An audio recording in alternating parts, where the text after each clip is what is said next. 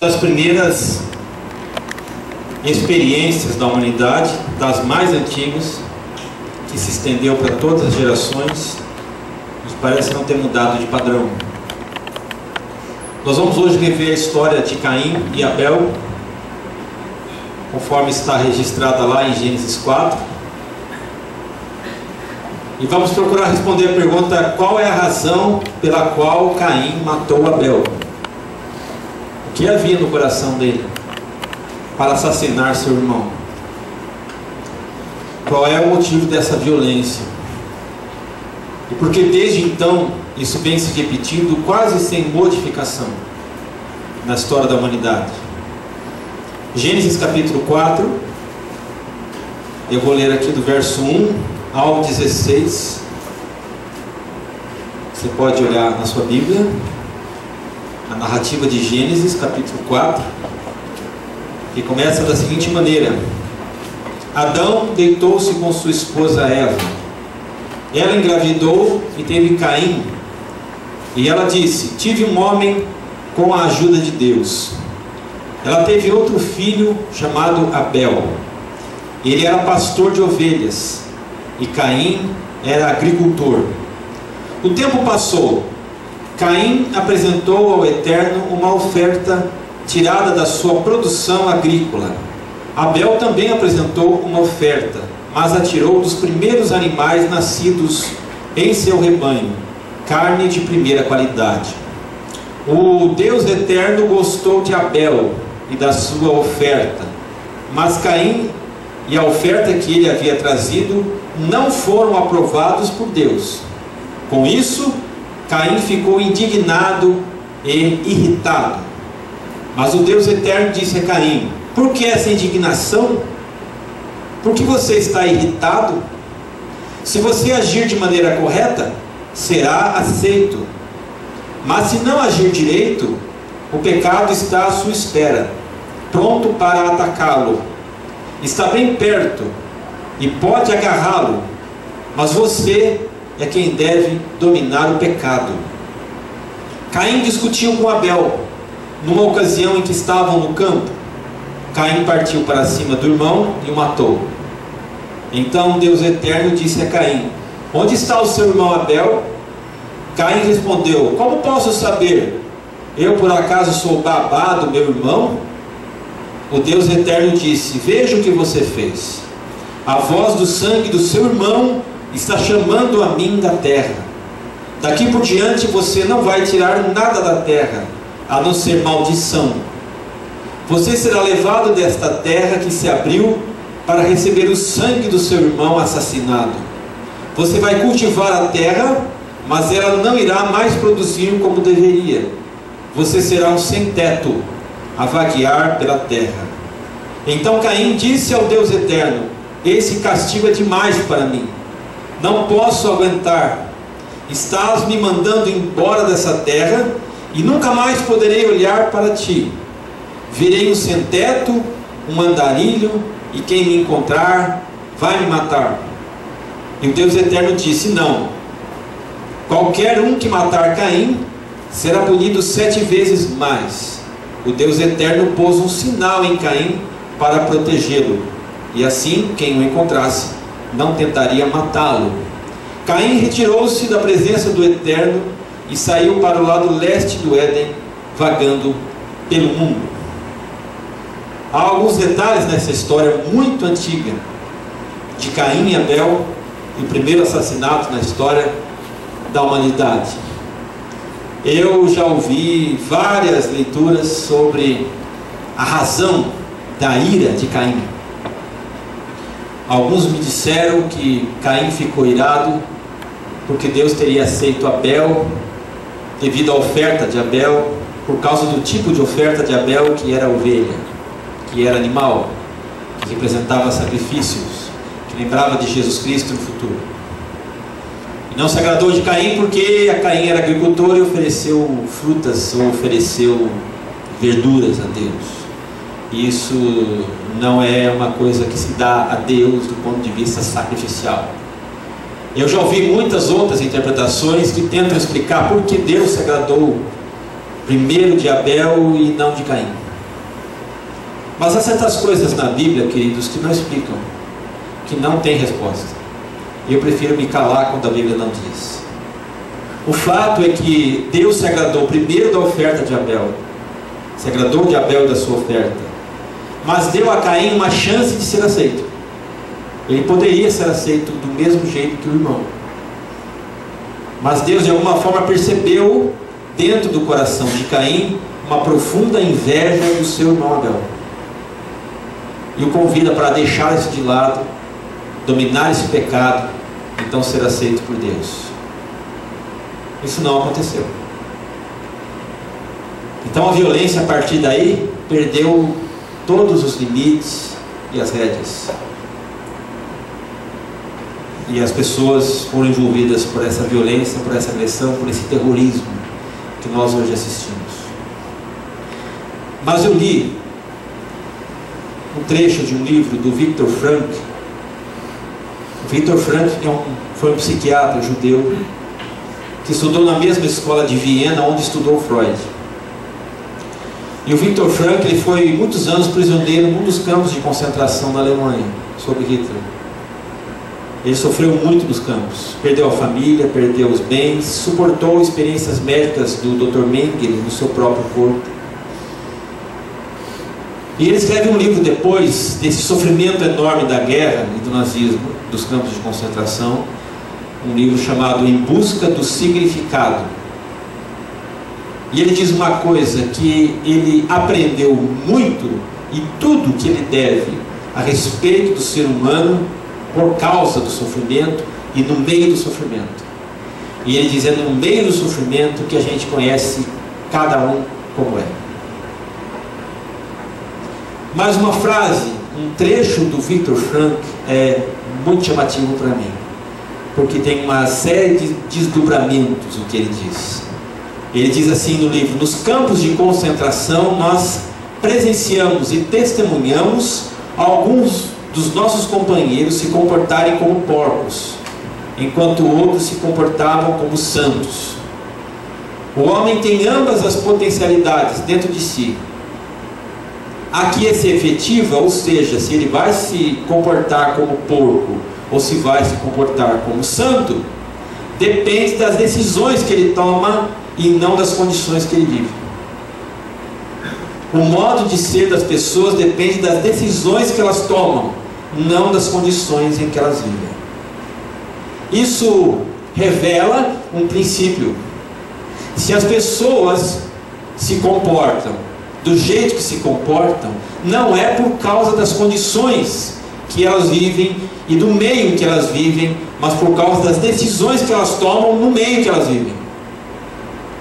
Esse princípio quebra essa ideia tão comum no ser humano e tão comum na sociedade, o princípio do determinismo. Parece que a nossa sociedade ainda vive tanto essa ideia do determinismo. O que é determinismo?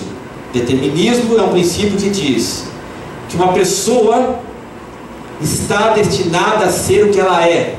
Se ela é desse jeito, é porque ela foi destinada a ser assim, e ninguém vai mudá-la. Ninguém vai convencê-la do contrário. Sob esse ponto de vista do determinismo, as pessoas foram marcadas, determinadas para serem desse jeito. Portanto, se isso é assim, Judas Iscariotes teria que ser o traidor, querendo ou não querendo, porque isso estava determinado para ele.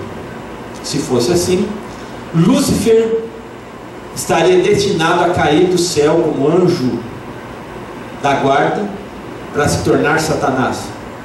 Se fosse assim, Hitler estava marcado para surgir na história como assassino.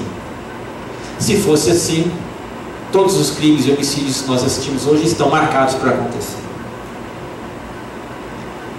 O determinismo tenta mostrar para mim e para você que as condições da vida é que levam as pessoas a agirem como agem. É por causa do ambiente, é por causa da família, é por causa da formação que elas são o que são. Contexto social é que determina. Dessa lógica, queridos, o sujeito que mora na zona leste de São Paulo vai ser traficante. O sujeito que mora na favela vai ser bandido. O sujeito que tem nada em condição de vida, ele vai roubar para viver. Se é determinismo, é assim. O meio determina o estilo de vida das pessoas. E a gente olha a partir disso para o terrorismo, e a gente tira aquela conclusão óbvia. Ora, a religião é que determina o que as pessoas vão fazer e como vão agir. Então a culpa de todo o terrorismo e violência no mundo, dos ataques terroristas que a gente assiste, é da religião, porque é a religião que determina isso. Só que eu levanto duas perguntas para você nessa noite. Cadê a responsabilidade moral que cada um tem diante de Deus? O apóstolo Paulo diz na sua carta aos Romanos: cada um dará contas de si mesmo a Deus. Não importa se creu numa fé ou na outra, se viveu neste meio social ou no outro, se teve razões de sobra para fazer coisa errada ou não, cada um dará contas de si mesmo a Deus. O ponto de vista é que todo mundo é responsável diante de Deus pelos seus atos. A segunda colocação é que nós temos liberdade de ação. Não somos determinados pelo meio social. Nós temos liberdade para dizer sim. Nós temos liberdade para dizer não. Deus nos criou com esse livre arbítrio, com essa liberdade de escolher, até mesmo escolher o bem, ao invés de escolher o mal. Então, diante dessa questão, essa violência que a gente assiste de terrorismo no mundo, justificado pela religião e as suas defesas de valores, ela cai por terra. Por quê, queridos? Porque o comportamento humano, segundo Viktor Frankl, no mesmo ambiente, por exemplo, do campo de concentração, o mesmo ambiente leva algumas pessoas a se comportarem como porcos e outras a se comportarem como santos. Não é o ambiente, não é a fé, não é a crença que determina isso. São as decisões que cada um toma. Bom, voltando para o texto, Caim matou Abel, tirou a vida do seu irmão. Havia um ambiente religioso ali. Os dois estavam prestando culto a Deus, os dois diante do altar, os dois trazendo uma oferta diante de Deus. Mas o que teria levado Caim a tirar a vida do seu irmão não foi o culto, não foi a fé, não foi o altar, não foi motivação religiosa. Foi a inveja que ele sentia do seu irmão, vendo que Deus aceitou primeiro a oferta do irmão. E nessa noite eu queria falar dessa motivação para o ódio chamada inveja, como uma explicação alternativa para essas questões que a gente assiste o tempo todo. Porque parece cada vez mais que o modelo de Caim se reproduz na sociedade do século XXI. Por causa da inveja, as pessoas matam os outros. Por causa da rejeição ao êxito do outro, as pessoas acham que têm o direito de tirar a vida do outro para se colocarem no seu lugar, ou pelo menos para o outro cair do lugar que está. O texto da narrativa diz que Caim discutiu com Abel, numa ocasião que os dois estavam no campo, partiu para cima do irmão e o matou. Qual é o motivo da ira de Caim? O motivo foi que Deus aceitou a oferta de Abel. O motivo foi que a sua oferta foi rejeitada no altar. Então, se há um problema com Caim, queridos, não é com o irmão. O problema de Caim é com Deus.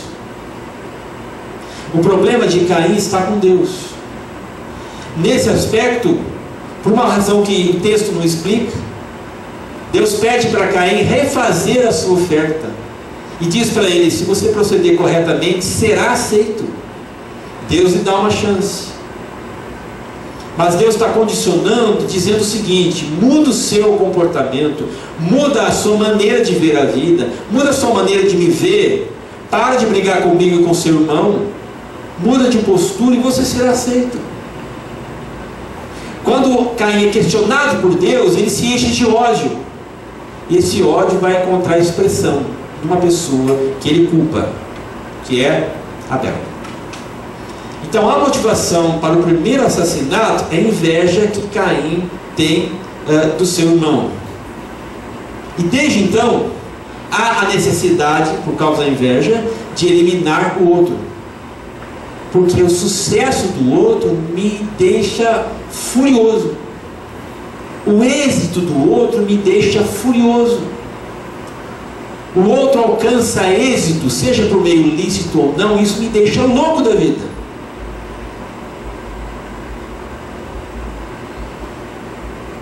E nós vivemos uma sociedade que trabalha esse princípio da eliminação do outro. Nós temos expressão disso dentro da mídia, através do Big Brother da Fazenda, que nos ensinam o quê? O que importa no programa é quem é que vai ser eliminado. A gente torce para eliminar aquele. A gente brinca, claro, eu não assisto, você também talvez não, alguns aqui assistem, mas as pessoas brincam de eliminar o outro, sabe por quê? Porque na vida real às vezes não dá para fazer isso. Porque se pudesse fazer isso na vida real, amanhã, segunda-feira, por voto, eles tirariam aquele cara do trabalho. Você tiraria aquela amiga do trabalho, você quer eliminá-la, porque ela só dá trabalho para você, te enche a paciência. Você não pode fazer isso. O que você faz? Você brinca no programa. O programa promove uma catarse da sua inveja. Você faz isso através do programa. Funciona. O princípio da eliminação do outro também entra no mercado. Por exemplo, a luta da concorrência para ganhar o consumidor, e para conquistar mais consumidores eu tenho que eliminar a concorrência e me tornar líder no setor. Você que trabalha para uma grande empresa, você sabe, ou você trabalha para um banco, você sabe, se um banco é líder no mercado, não é à toa. Agora, ele é líder no mercado, mas o que está lá embaixo trabalhando todo dia é que paga o preço. Por quê? Porque tem meta, porque tem que cumprir meta, porque tem que ralar muito. Se não cumprir a meta, está perdido. Se uma agência de automóveis, por exemplo da Honda, representante da Honda, ela manda 10 carros para o vendedor e diz: eu quero que você venda 10 carros esse mês. Se ele for louco e dizer: eu não vou vender, eu não consigo, então tira a bandeira Honda. Ele tem que vender os 10 carros do jeito que puder, ele tem que vender. É assim que se torna líder no mercado. Ele tem que eliminar os outros. A violência urbana de cada dia é a mesma coisa. Hoje as pessoas matam por causa de um celular, de um tênis, uma motocicleta. Eu quero eliminar o outro, sabe por quê? Porque eu invejo o que o outro tem. Eu não suporto não ter o que ele tem. E isso se amplia, claro, nos termos mundiais, através dos braços armados do terrorismo contemporâneo. O sociólogo polonês Zygmunt Bauman diz que há sim uma explicação não religiosa para os ataques terroristas. Qual é a explicação não religiosa? O que ele diz que na verdade está acontecendo é uma disputa de poder entre Islã e Ocidente. Há uma disputa de poder entre valores do Islã e valores do Ocidente. O Islã vai recrutando cada vez mais jovens para os seus exércitos. E quem são esses jovens? São aqueles jovens que sonham com os produtos do Ocidente, com os iPods, que sonham com tudo aquilo que o mercado consumidor produz no Ocidente, mas eles não podem consumir. Por quê? Ai deles se eles tiverem um iPhone. O Estado Islâmico não permite isso. Ai deles se eles beberem uma cerveja. O Estado Islâmico não permite isso.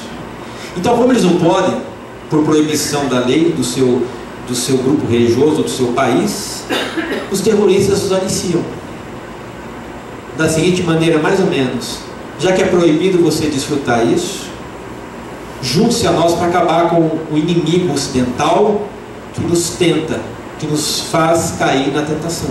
Vamos destruir. Significa que a história é sempre a mesma. Há sempre um Caim que não pode ter a mesma relação que o seu irmão tem com Deus ou com as coisas. que não pode desfrutar da mesma condição, que não se sente valorizado, querido, que odeia porque não suporta ver a prosperidade do outro e quer tirar a vida do outro, porque se eu não subo, pelo menos o outro tem que cair. Essa é a primeira realidade que a gente aprende. A segunda verdade do texto é que quem odeia pode controlar e deve o que sente. Deus fala para Caim: você é que deve dominar esse pecado. Deus não apenas garante para Caim que ele pode ter a mesma condição de Abel. Se você proceder bem, você será aceito. Ele promete que Caim pode ter as mesmas condições do irmão, mas ele mostra o caminho para chegar lá. Era necessário colocar para fora o sentimento de ódio, reconhecer o ódio e a inveja, mas também saber o que fazer com ele. Então, era preciso controlar esse sentimento, não deixando que ele extrapolasse o coração, tornando-se ato para tirar a vida do próprio irmão. E queridos, toda agressão e violência física é justamente a expressão de um controle que já se perdeu há muito tempo na vida. Como é que se controla o ódio? Existem princípios bíblicos que a Bíblia ensina para a gente controlar o ódio. Existem princípios da lei do país que mostram para a gente até onde eu posso ir, expressar minha liberdade de direito, desde que eu não prejudique o outro. A lei de Deus e a lei do país me ensina a como controlar esse ódio. Nos ataques terroristas que a gente assistiu na França, eu acho que existe ódio, inveja das duas partes. Sabe por quê? Há ódio dos terroristas, claro, porque não respeitam as leis democráticas do Ocidente, porque odeiam o Ocidente com seus valores. Mas há ódio dos cartunistas também. Por quê? Porque eles não respeitam o direito das religiões serem respeitadas nas suas crenças e valores. Mesmo através do humor você pode manifestar ódio. É difícil reconhecer ódio numa caricatura, numa charge, mas pode haver ódio numa charge. A sociedade ateísta também tem ódio pela sociedade religiosa. E esse ódio não precisa ter cara de religião. Esse ódio pode ter o rosto do humor, da crítica pela crítica, o desejo de impor a sua ideia sobre a ideia do outro. Nós temos várias expressões de ódio no país, mascaradas com humor. Basta você entrar em 2 sites no YouTube, Porta dos Fundos e Parafernália. Entre lá. Você vai ver como é que Deus é retratado lá. É uma expressão clara de ódio, de intolerância a quem crê no Deus da Bíblia. É só você ver. Do mesmo jeito que os religiosos têm que obedecer à lei do país, os não religiosos, em nome da liberdade, não podem se furtar à lei do país. Significa dizer o seguinte, queridos, sendo muito prático para você, dando um exemplo claro, hoje nós temos no país um movimento que fala em nome de todos, que é o movimento LGBT. Você tem dúvida alguma do poder dessa turma? Chega um momento que eu até me pergunto, será que eu sou homem ainda? Porque será que eu posso ser homem e dizer eu sou heterossexual? Porque parece até que é proibido dizer essa palavra. Porque parece que tudo tem que ser LGBT hoje. O LGBT defende total liberdade para se expressar e criminaliza qualquer forma de preconceito. Só que o preconceito para eles é dizer, eu não concordo em ser gay. Isso é preconceito. E o LGBT precisa deixar que quem não é gay se expresse e diga, eu não concordo por causa disso. Isso não é preconceito, isso não é discriminação, isso é opinião e liberdade. Eu vou ler uma matéria para você que aconteceu recentemente, lá em Brasília, essa semana passada. O Núcleo de Enfrentamento à Discriminação do Ministério Público do Distrito Federal intimou, nessa última sexta-feira que passou, 2 palestrantes que iriam ministrar para líderes espirituais, 2 pastores. O curso durava uma semana, se chamava Homossexualismo, ajudando biblicamente a prevenir e tratar aqueles que querem voltar ao padrão de Deus para a sua sexualidade. O evento é fechado, é para líderes evangélicos, fechado, não aberto ao público.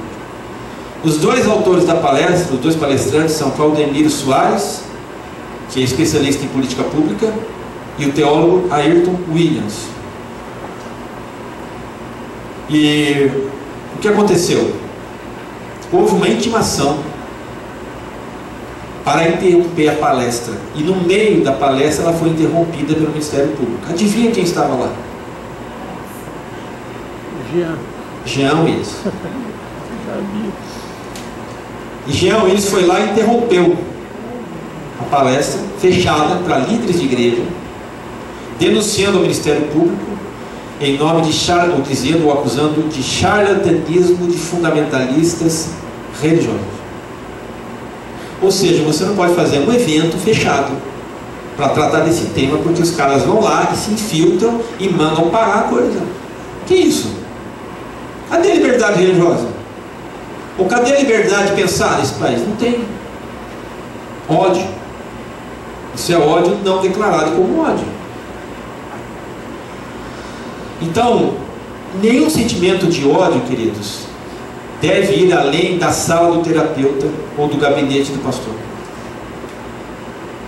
Se as pessoas têm ódio, elas têm que admitir que têm ódio, mas não levar isso a nível de mídia e público, porque elas vão fomentar o ódio dos outros. Guardando as devidas proporções, não há diferença nenhuma entre Jean Willis e um terrorista islâmico, porque os 2 incentivam ódio, intolerância de todos os tipos contra quem pensa diferente deles. Então o ódio precisa ser reconhecido e transferido corretamente para não ferir pessoas. Você sabe que Gandhi teve muita raiva dos ingleses e brigou muito no seu país por não concordar com aquilo, de ser uma colônia da Inglaterra. Só que o trabalho de Gandhi foi contornar esse ódio que ele tinha e tornar esse ódio não violento. Sentiu ódio, rejeição, injustiça, mas não trabalhou isso no limite do ódio. Trabalhou isso para uma causa produtiva. E conseguiu levar as pessoas, e conseguiu levar a Inglaterra a efetivamente dar a liberdade para a Índia. Há possibilidade de controlar o ódio, como Gandhi fez, e usar o ódio para fins corretos, para meios e caminhos corretos. Finalmente, quem odeia perde oportunidades. E Caim termina a história dizendo para Deus: virei um andarilho, virei um sem teto. Ou seja, o que o ódio produziu, o que o ódio trouxe para mim, perda total. Meu ódio me conduziu à perda da amizade com Deus, porque essa é a primeira coisa que se perde. Quando a gente é dominado pelo ódio, a gente não consegue falar com Deus, porque Deus é amor. Quando a gente é dominado pelo ódio, a gente perde a paz na consciência. A nossa consciência fica o tempo todo armada e planejando algum ataque contra alguém. Se perde o respeito social e se perde um lugar seguro para habitar. Apesar de tudo, você vê no texto que Deus protege Caim, né? Deus coloca um sinal em Caim para que ninguém o fira de morte. Mas o Caim vai fundar uma nova civilização, e essa civilização que ele organiza vai se opor à civilização de Deus, que começa com Sete, que nasce no lugar do Abel.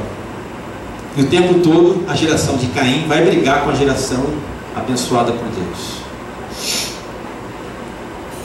Então os contatos e os relacionamentos de Caim são todos marcados pelo ódio. Há um parente de Caim chamado Lameque, um parente próximo de Caim.